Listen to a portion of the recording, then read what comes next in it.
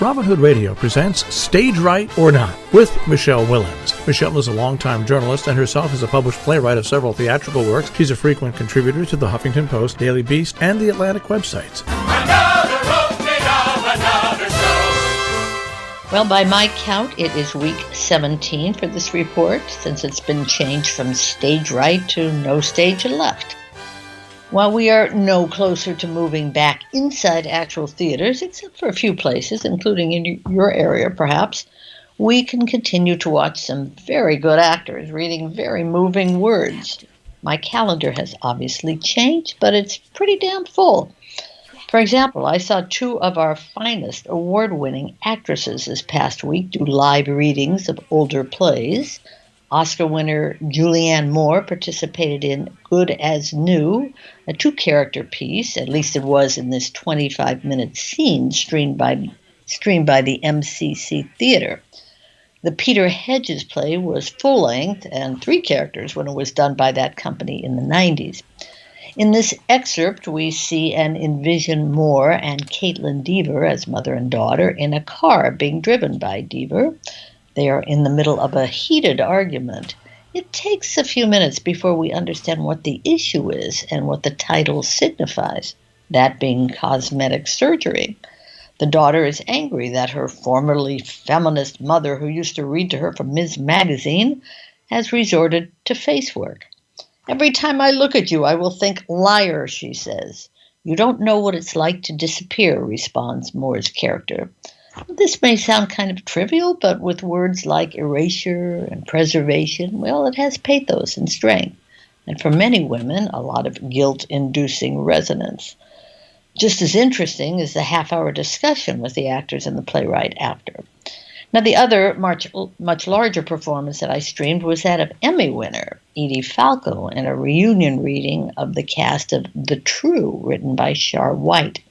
This was performed by the New Group Theater Company in 2018 and focuses on an actual 1977 mayoral race in Albany. It involves a menage a trois of sorts, but mostly it asks a lot of questions about how difficult it is or was for a woman to play the tough manipulator, the power broker behind the political scene. "You think I'm underhanded?" she asks. "I think you're overhanded," comes the response. Falco and Michael McKean as the mayor fighting for political survival are terrific.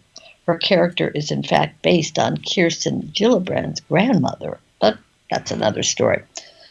The play is not perfect. The domestic and the political don't always mesh, but it's one of those that might actually benefit from a close-up viewing like this. I would suggest trying the YouTube channels for both those companies' readings, but I'm glad I drew your attention to them last week. Now, the other one I watched was the Eden Company's Living Room Plays, three short original pieces very much reflecting our dual crises of the moment. The first is titled 243 Days in Isolation. The second and most entertaining is comprised of a Black history professor giving a PowerPoint presentation. "Any of you ever hear of James Baldwin?" she asks. "You got to take this class to graduate, remember? There's humor, smarts, and anger all intermingling here. Are we the land of the brave or the slaves or the graves?" You can find the Living Room Plays on the Eden Theater Company's site. Now, another one I mentioned last week here was The Copper Children, presented by the Ashland, Oregon Shakespeare Festival. Well, it has done so well, apparently, that it's been extended a few more days. So there is still time to catch this harrowing true-life tale. Also, Richard II, Public Theater's four-night star-studded Shakespeare on the Air, as it's now called, is officially a podcast. So get that wherever you get yours. If you are a fan of Peter Shaffer's Amadeus, you have 3 more days to stream the National Theater's version on NTL Live. Now, as for new offerings this week, the entertainment begins tonight with the Red Bull Company's Short New Plays Festival at 7:30 Eastern Time. These 10-minute pieces are always popular and include some notable playwrights tonight, including Teresa Reback and Jeremy O. Harris. I'm sure the company's site will keep this up in some form, but I'm planning to tune in. Red Bull's conversations with actors also continue. Last week I watched two-time Tony winner Stephen Spinella recite and break down Shakespeare's iconic "All the World is a Stage" passage. It feels different for me now, Spinella said, than when I did it here in 2012. Well, find out why in this interesting conversation available on Red Bull's site. Speaking of all the world's stages, I even watched a discussion with Irish author Joseph O'Connor, whose new book is called Shadow Play, fiction based on real-life characters in Victorian London, including Bram Stoker of Dracula fame, one Henry Irving, considered the greatest Shakespeare actor ever, and a seemingly captivating actress named Ellen Terry. That one goes next on my reading list. What else? Well, thanks to Lin-Manuel Miranda's continued generosity, we can now stream We Are Freestyle Love Supreme on Hulu. It's a documentary about how that wildly popular and inventive improv show was created and performed. Live with the Atlantic continues on Friday afternoons, and this week the discussion is with two very fine actors, Peter Maloney and Mary Beth Pell. Next weekend, the appropriately titled In These Uncertain Times will be digitally performed through an entity called Source Material. On Friday, I will be happily making a contribution to the Berkshire Theatre Group to watch the Naughton family in performance. Now, that would be James, his son David, and David's wife, who happens to be named Kelly O'Hara. That's at 8 p.m., your time, your area. In my opinion, though, the best bet of the week may be from the Cape Cod Theatre Project, a piece called I, My Ruination, about a supposed battle between director Elia Kazan and playwright Arthur Miller. Listen to this cast: Nina Arianda, Paul Giamatti, Ariane Moyad, and Corey Stoll. That's Thursday and Saturday at 7 p.m. East Coast time. Even though I am currently in Los Angeles, I will virtually be in Cape Cod for that one. And my shameless promotion of the week is a piece I wrote called Dear Auntie D. It'll be performed live on Thursday, 6 p.m. Eastern Time, by the Skylight Theater Company based here in Los Angeles. It will be on Skylight's site and YouTube thereafter. This one is based on my actual emails with my 95-year-old aunt.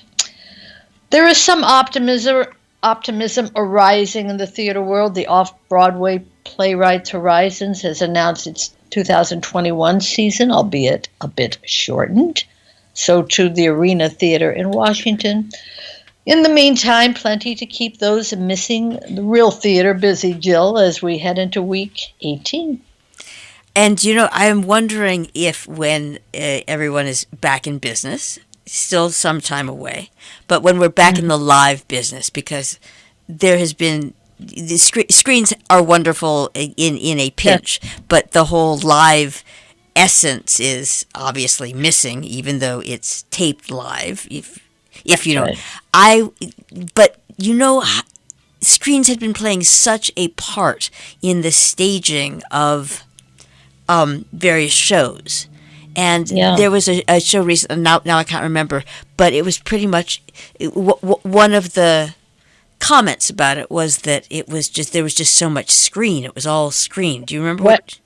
West Side Story. Right, exactly. The West Side Story, and even Network was heavily. Now, that one made a little sense because it was about television.